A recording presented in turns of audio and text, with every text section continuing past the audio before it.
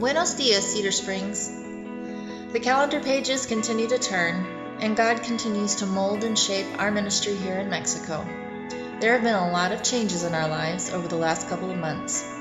We kid around a little bit by calling the mission here a comfort-free zone, because it seems that God is constantly pulling us out of our comfort zones and into areas of service in which we feel unprepared and completely inadequate. But this keeps us relying on Him and His grace daily. It's a good place to be.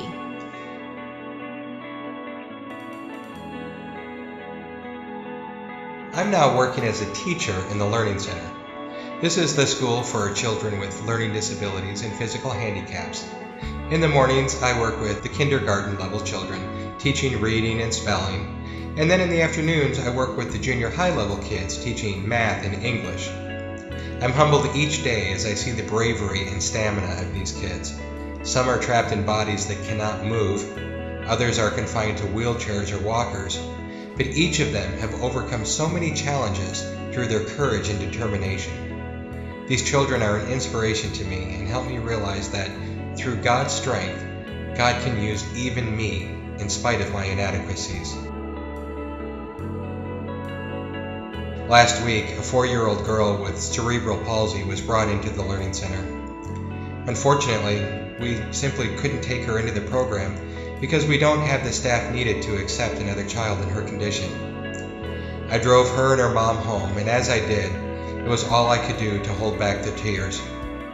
Who knows what her future holds? This brought new life to the words of Jesus when He said, "The harvest is plentiful, but the workers are few." It's so true, and we're praying daily here that the Lord of the harvest will send us more workers.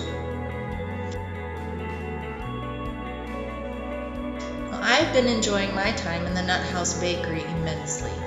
Sweet friendships and sweet concoctions abound, and it's been a blessing to know that the items that are produced in that kitchen go to bless the kids in the orphanage, either directly through things like personal birthday cakes or indirectly through the revenue that comes from our items sold in the gift shop.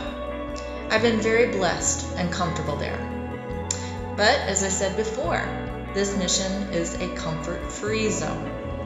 I was recently approached and asked to leave the Nut House in order to become the supervisor in the Cuna, which is the orphanage nursery.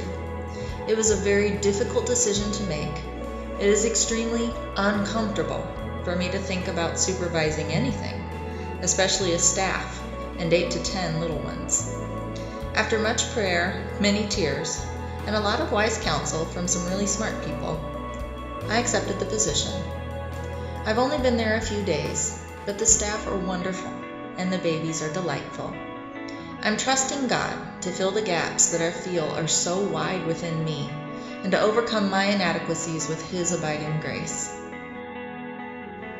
Now, taking the position in the Cuna brought the immediate blessing of baby Caleb into our lives. He was born on August 3rd. When he was 11 hours old, he was brought to the mission. Since newborns require special time and one-on-one attention, Caleb was placed into our home to do the honors. So obviously, our lives changed in an instant. Sleepless nights, dirty diapers, and baby items all over the place. Yet we can't imagine being more blessed. We are so thankful to God for His gifts and His grace. God has brought so many beautiful children into our lives, and He has given us overflowing love for each of them. And God has placed enormous challenges before us and is giving us His grace daily to face them. Thank you, Cedar Springs, for your prayers and support. It hurts to be away from you, but we are so grateful to be serving the Lord here. May God richly bless each of you as you do His work.